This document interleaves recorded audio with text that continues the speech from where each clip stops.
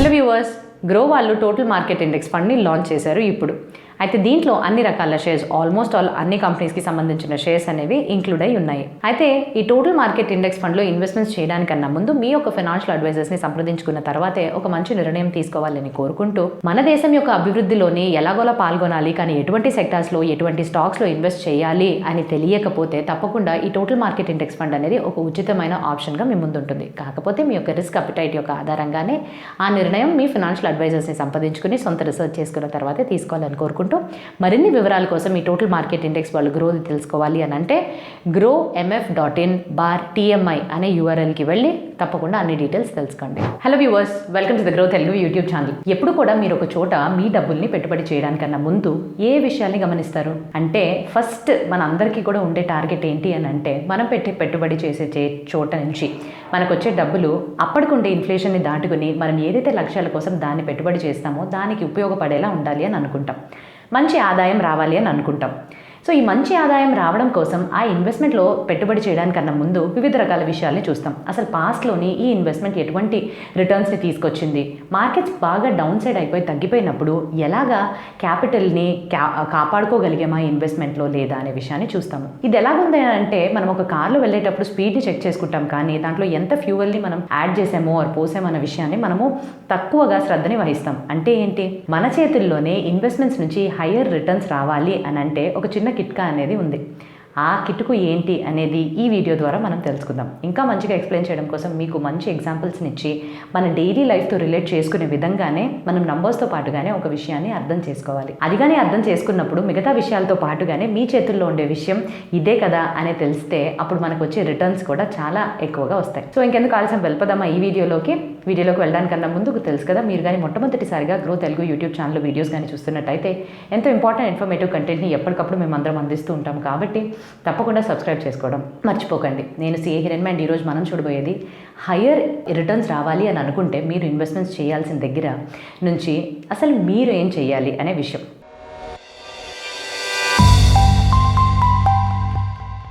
So మన దేశంలోని నేను ఎవరినన్నా కూడా వెళ్ళి మన దేశంలోని అత్యంత తక్కువ రిస్క్ ఉండే ఇన్వెస్ట్మెంట్ ఆప్షన్ ఏంటి అని అంటే వెంటనే ఏమంటామో, అస్సలు మనం ఆలోచించకుండానే వెంటనే అనేది బ్యాంక్ యొక్క ఫిక్స్డ్ డిపాజిట్స్ నుంచి మనకి మంచి రిటర్న్స్ వస్తాయని అంటాము కదా. కాకపోతే అది మనము పర్సీవ్ చేసుకునే విధం, అంటే దాన్ని మనం చూసే తీరు అలాగుంది. మిగతా అన్ని ఇన్వెస్ట్మెంట్ ఆప్షన్స్తో పోలిస్తే మన దేశంలోని బ్యాంకింగ్ శాఖ అనేది కొంచెం బాగా పర్ఫామ్ చేస్తుంది. కాబట్టి దీంట్లో రిస్క్ అనేది తక్కువ ఉంటుంది మిగతా ఆప్షన్స్తో పోల్చుకుంటే.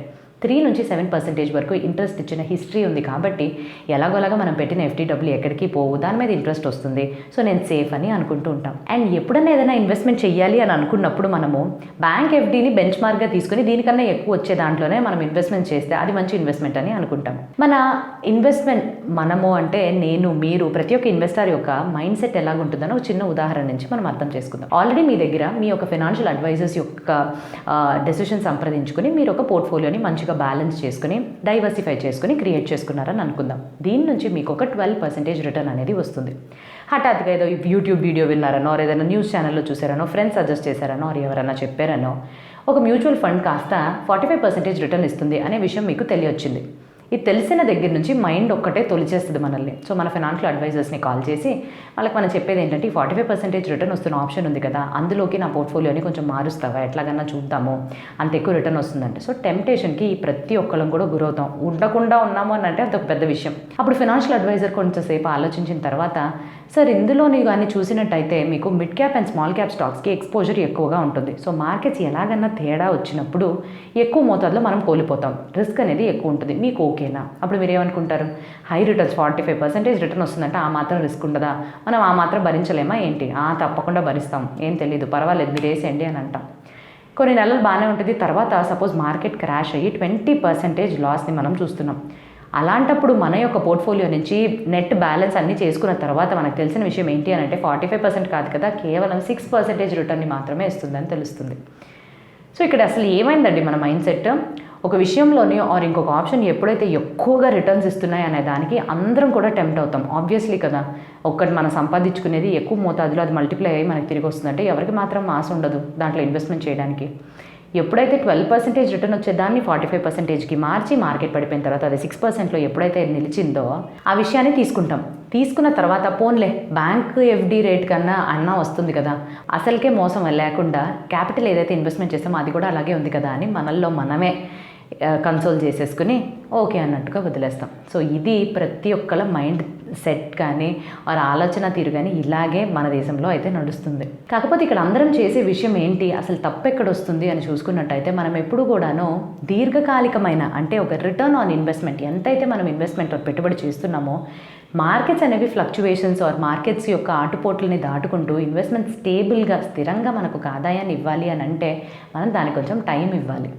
అంటే ఒక 20 సంవత్సరాల తర్వాత మీ పిల్లలు కాలేజ్కి వస్తున్నారు, ఆ టైంకి కావాల్సిన ఎక్స్పెన్సెస్ కానీ ఆర్ రిటైర్మెంట్ అయినప్పుడు నాకు ఇంత ఎక్స్పెన్సెస్ ఉండాలని కానీ సో దీర్ఘకాలికంగా 10 సంవత్సరాలకి దాటి కానీ మీరు ప్రణాళికలను వేసుకుని అంతే టైంలో ఓపికగా చాలా క్రమశిక్షణతో కానీ ఇన్వెస్ట్మెంట్స్ చేసినట్టయితే మీకు ఫలితం అనేది లభిస్తుంది.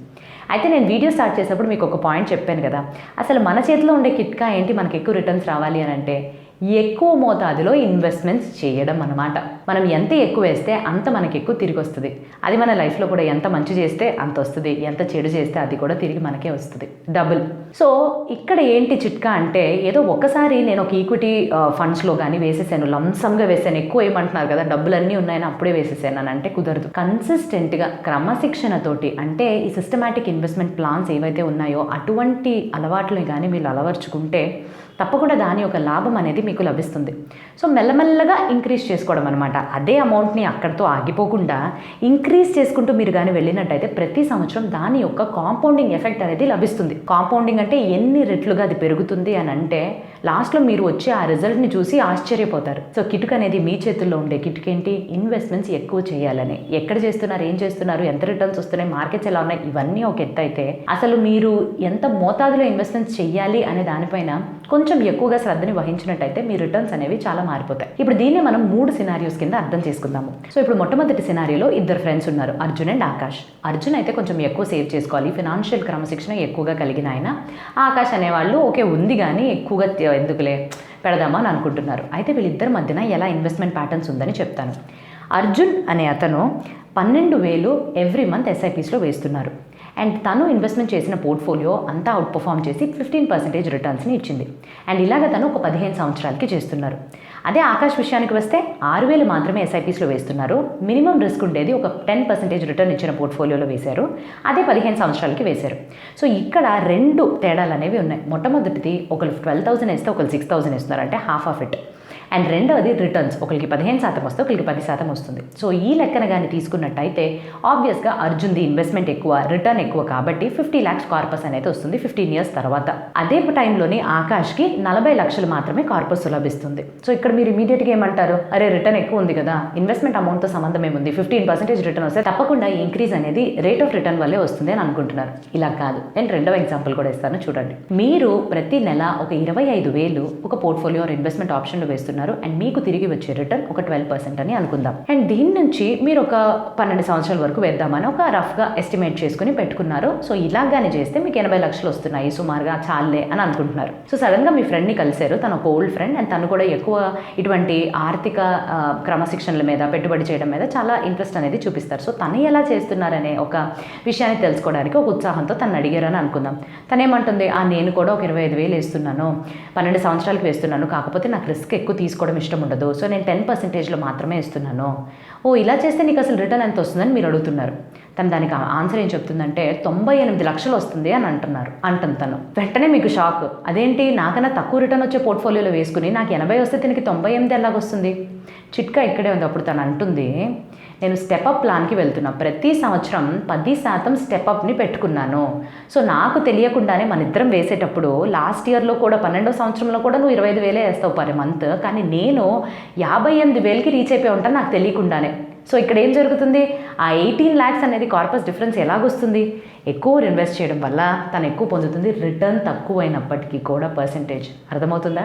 సో రిటర్న్ పర్సంటేజ్ ఎక్కువ ఉన్నా, టైం ఎక్కువ వేసినా ఇవన్నీ కాదండి. ఇన్వెస్ట్మెంట్ మీరు ఎక్కువ మోతాదులో కానీ చేస్తే తప్పకుండా మీరు ఎక్కువ రిటర్న్స్ అనేవి చూస్తారు. 3వ సినారియో చెప్తాను, ఏదైతే మన అందరం కూడా లైఫ్లో అప్లై చేసుకోవచ్చు. ఒక 20 సంవత్సరాల తర్వాత మీ పిల్లల చదువులకనో పెళ్ళిళ్ళకనో వాటెవర్ 2.5 కోట్ల కార్పస్ కావాలి అని మీరు ఫిక్స్ అయిపోయారు. ఇది రావాలి అని అంటే మీ ముందు ఒక 12% రిటర్న్ ఇచ్చే ఇన్వెస్ట్మెంట్ ఆప్షన్ అయితే ఉంది, అది కూడా ఓకే. ఇప్పుడు ఎలా నేను ఇన్వెస్ట్ చేయాలి అని మీరు ఒక ఆలోచన చేస్తున్నారు. మీ దగ్గర 2 ఆప్షన్స్ ఉంటాయండి. మొట్టమొదటి ఆప్షన్ కానీ తీసుకున్నట్టయితే అది ప్రతి నెల 32,000 18 ఏళ్ల చొప్పున మీరు కానీ చేసినట్టయితే ఎండ్లో మీకు 2.5 కోట్లు వస్తుంది. అరే 32,000 ఎలాగ ఇప్పుడిప్పుడే కెరియర్ స్టార్ట్ అవుతుంది, ఇప్పుడిప్పుడే ఫ్యామిలీని కూడా పెడుతున్నాము ఎలాగా అని అంటే ఇంకొక ఆప్షన్ కూడా ఉంది. 17,000 అంటే 17,000 పర్ మంత్తో స్టార్ట్ చేసి అదే 12 ఇయర్స్ కానీ వేసి అదే 12% రిటర్న్ వస్తే 2.5 కోట్లు. కాకపోతే 17,000 వేసేటప్పుడు ఒక క్యాచ్ ఉంటుంది. స్టెప్అప్ ఎస్ఐపి అంటే ప్రతి సంవత్సరం 10% మీరు కానీ స్టెప్అప్ ఆప్షన్ పెట్టుకున్నట్టయితే మీకు తెలియకుండానే ఈ 17,000 కాస్త గ్రాడ్యువల్గా సులువుగా ఈజీగా పెరిగిపోయి కావాల్సిన 2.5 కోట్లని 18 సంవత్సరాల తర్వాత మీకు అందిస్తుంది అదే టైం పీరియడ్లోనే. సో ఎలాగుంది? జనరల్గా నేను ఈ విషయం చెప్పిన తర్వాత తప్పకుండా మీరు 2వ ఆప్షన్కి కదా వెళ్తారు. సో అదండి ఈ పర్టికులర్ ఎంటైర్ వీడియో యొక్క సారాంశం ఏంటి అని అంటే మీరు కానీ స్టెప్అప్ ఆప్షన్స్కి వెళ్లకుండా ఎక్కడి నుంచో రిటర్న్స్ వచ్చేయాలి, ఎక్కువ రిటర్న్స్ వచ్చేయాలి అనే విషయాన్ని పక్కన పెట్టి అసలు రిటర్న్స్ రావాలి అని అంటే మీరేం చేయాలో అనే ఆలోచన తీరుని కొంచెం మార్చుకున్నట్టయితే దీర్ఘకాలికంగా క్రమశిక్షణతోటి ఎవ్రీ మంత్ వేస్తూ ఈ స్టెప్అప్ని కూడా పెట్టుకున్నట్టయితే తప్పకుండా మీ రిటర్న్స్ కూడా అంతే అత్యధికంగా కూడా మీరు ఎక్స్పెక్ట్ చేయొచ్చు అనేదే ఈ వీడియో ద్వారా మేము మీకు తెలియపరచాలి అని అనుకున్నది. అండ్ ఐ హోప్ ఈ పర్టికులర్ ఆలోచన తీరుని ఇటువంటి విధంలో కూడా చూడడం మొదలు పెడతారు అని. అండ్ ఈ వీడియో మీకు యూస్ఫుల్గా ఉంటే తప్పకుండా లైక్ చేయండి. అండ్ ఎవరికన్నా కూడా యూస్ఫుల్గా ఉంటుందంటే షేర్ చేయడం అయితే మర్చిపోకండి. సో ఇదొక ఎడ్యుకేషనల్ కంటెంట్ కోసం మాత్రమే మేము ముందుకు తీసుకొస్తున్నామండి. ఎటువంటి టైప్ ఆఫ్ సాలిసిటేషన్స్ అయితే మేము చేయట్లేదు. ఇంకా మంచి వీడియోతో మీ ముందుకు రావడానికన్నా ముందు have a happy and very very safe investing.